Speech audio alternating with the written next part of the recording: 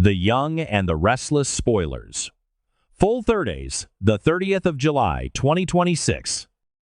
Welcome back to the channel, fellow Genoa City gossips. It is a fantastic day to dive deep into the absolute madness that our favorite daytime drama just served us. We are always here to break down the latest twists, turns, and absolute train wrecks.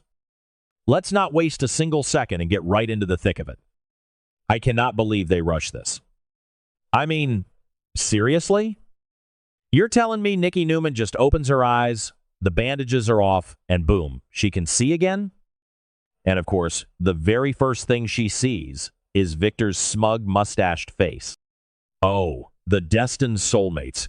Give me a massive break! I am literally typing this late at night because I am so fired up about this missed opportunity and I just need to vent to people who actually understand my frustration. We just had that incredible, heart-wrenching scene last week where Melody Thomas Scott acted her absolute heart out, smashing that vanity mirror with her hairbrush because she was so devastated by the darkness. It was raw. It was real. And now, just a few days later on this Wednesday episode, it's a total miracle? Wait, I'm getting ahead of myself. Let me back up and explain. Yes, the spoilers for July 29th reveal that Nikki's vision is fully restored. And I know some people are loving this, but personally, I think it is the biggest cop-out ever. Why? Because Victor Newman desperately needs to learn a lesson about control, and this storyline could have been the perfect vehicle for that. Remember when they tried this kind of instant cure plot with Nikki's MS flare-ups years ago? Yeah, didn't work then either. It just feels so unearned and rushed. We needed to see Nikki struggle, adapt, and find her independence in the dark before the miraculous healing. But you know what really makes my blood boil about this whole beautiful reunion between Victor and Nikki? The shares. Are we all just going to conveniently forget the absolute treachery that just happened? While Nikki was drugged up, suffering from those blinding headaches, and terrified of dying, Victor literally manipulated her into signing a medical power of attorney. But hidden in that legal jargon was a clause that transferred all her personal shares of Newman Enterprises into a trust he controls. He robbed his own wife blind while she was literally going blind. And now he gets to stand there in the hospital room, holding her hand, playing the doting hero husband as she regains her sight. I am screaming at my screen. Nikki is looking at him with so much love, completely unaware that he just hosed her out of her legacy. When she finds out, and she will find out, because secrets in Genoa City have a shelf life of about 3 weeks, it is going to be absolute nuclear fallout. I am both dreading it and absolutely here for the drama. Okay, back to the point. Let's talk about the other absolute disaster waiting to happen, Lily and Kane. Am I the only one who is losing their mind over this? We are supposed to believe that Lily Winters is having a flirty, romantic evening with Kane Ashby? Kane Ashby? The man who literally just blackmailed her using her Uncle Malcolm's life as a bargaining chip? Let's do a quick recap because my brain is short-circuiting trying to process this. Malcolm is dying. He needs a bone marrow transplant. Kane is miraculously the only match. And what does Kane do? He doesn't just do the right thing and save the man like a normal human being. No, he demands executive control at Chancellor Winters in exchange for his marrow. It is the most despicable, toxic, manipulative move ever. And now, suddenly, they are having a romantic evening together? What in the Genoa City is going on here? I mean, I know Lily and Kane have this deep, complicated history, and they always seem to gravitate back to each other, no matter how toxic it gets, but this is a bridge too far. I am sorry, but you do not swoon over a man who held your family's life hostage for a corner office.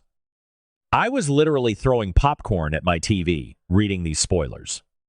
Imagine them sitting at the GCAC, sipping wine, lighting candles, with Kane using that accent to whisper sweet nothings, acting like he's the hero for saving Malcolm, completely glossing over the fact that he demanded a ransom for his bodily fluids. It makes me sick. Thankfully, the spoilers say that the very next day, Lily sets strict boundaries with him. But honestly, the fact that she even entertained a romantic night with him makes me question her sanity. Maybe she's playing him? Like maybe she's trying to get him to drop his guard so she can legally outmaneuver his Chancellor Winter's contract? Wait, no, that's giving the writers too much credit. She's probably just falling back into her old toxic patterns because Kane knows exactly what to say to her. It's exhausting. I've been watching since 2015, and this is the worst thing they've done to Lily's character growth. She is a powerful CEO. She should be looking Kane in the eye and telling him he is a business transaction and nothing more. And speaking of toxic patterns, can we talk about Billy Abbott? I need a massive glass of water just thinking about this man. So, the spoilers reveal that Billy is going to violently confront Adam Newman because he finds out Adam's massive secret involving Sally Spectra. What is the secret? Adam bought Sally's company, Newman Media, Spectra Charles, to save her from Victor's ruthless corporate attacks. Let's unpack this because there are so many layers of psychological mess here. Adam, the supposed bad guy of the Newman family, is actually stepping up to protect Sally. He offered her this deal because he feels he owes her an eternal debt after the tragic loss of their baby, Ava. He even brought up the sunset pink nursery colors when he made the offer. It was actually incredibly touching and selfless of Adam. But did Sally tell Billy about this massive financial windfall and rescue? Nope. Not a single word. And honestly, I do not blame Sally one bit. I know some people in the forums are going to drag Sally for keeping secrets from her partner, arguing that relationships are built on trust. But look at who her partner is. Billy Abbott is a walking, talking red flag wrapped in a tailored suit. He is a hothead. He is impulsive. And most importantly, he is a gambler. You do not, under any circumstances, tell a gambling addict that you suddenly have a massive influx of cash. That money would be gone in a hot second on some reckless venture, a high-stakes poker game, or some foolish attempt to outsmart Victor Newman. Sally is pregnant. She is trying to build a secure future for her child. She cannot afford to let Billy's chaotic energy ruin her safety net. But of course, Billy finds out, and he immediately assumes the worst. He confronts Adam, probably throwing punches or at least screaming in his face in the middle of society. Billy's jealousy is so deeply rooted, it's pathological.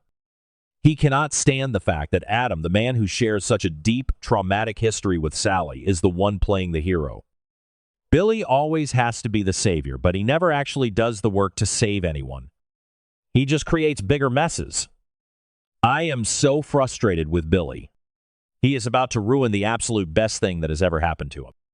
Sally and this baby could be his ultimate redemption, but his massive ego and his blinding jealousy are going to destroy it. I can already see the scenes playing out. Billy screaming at Sally, accusing her of still loving Adam, accusing her of plotting behind his back. And Sally, who is already so paranoid and stressed out about Victor's attacks, is going to be pushed to the absolute breaking point. Actually, maybe Billy has a tiny right to be mad? I mean, hiding a massive corporate buyout from the man you live with is a huge lie of omission. If I were Billy, I'd be hurt too. Wait, no, I take that back completely. Billy lost the right to demand blind trust when he proved time and time again that he can't handle responsibility. He literally questioned the paternity of her baby recently because of his own deep-seated insecurities and Jill's toxic whispering in his ear. He doesn't deserve her trust right now. He hasn't earned it. This entire situation is just a powder keg waiting for a match. Adam is going to throw it right back in Billy's face during this confrontation. Adam will probably point out, very smugly, that Billy couldn't protect Sally from Victor, so Adam had to step in and do a real man's job. And Adam is right. Victor is a monster who is actively trying to destroy a pregnant woman's livelihood just to prove a point. Where was Billy's grand plan to stop Victor? Oh, right, he didn't have one, because he's too busy throwing tantrums and feeling sorry for himself. The history between Billy and Adam makes this so much worse. We all know this goes back to the tragic loss of Delia. Billy sees Adam not just as a romantic rival for Sally's affections, but as the literal source of his greatest life trauma. So for Adam to now be the savior of Billy's current pregnant girlfriend, it's a psychological trigger of massive proportions. Billy's brain simply cannot process Adam as a good guy. To Billy, Adam helping Sally is a direct threat to his manhood and his sanity. I am dreading what this is going to do to Sally. She has been through so much trauma already. The loss of baby Ava absolutely broke her, and Courtney Hope has been playing that underlying grief so beautifully. Sally is just trying to survive in a town that constantly wants to chew her up and spit her out. She is in survival mode. Taking Adam's money was a survival tactic to escape Victor's crosshairs. It wasn't about romance. It was about security for her unborn child. But Billy will never see it that way. He will only see the betrayal. He will only see Adam winning. And you know what the saddest part is? Billy's reaction is exactly why Sally didn't tell him in the first place. It is a self-fulfilling prophecy. By exploding at Adam, and undoubtedly exploding at Sally later, Billy is proving her right. He is proving that he is too hot-headed, too jealous, and too unstable to handle real adult problems. If he had just taken a breath, sat down with Sally, and asked her why she felt she couldn't tell him, they might have had a breakthrough. But this is Billy Abbott we are talking about. He doesn't do breakthroughs. He does breakdowns. So, here we are. Nikki is blindly loving the man who robbed her, Lily is flirting with her blackmailer, and Billy is about to torch his relationship because he can't handle the fact that Adam saved the day.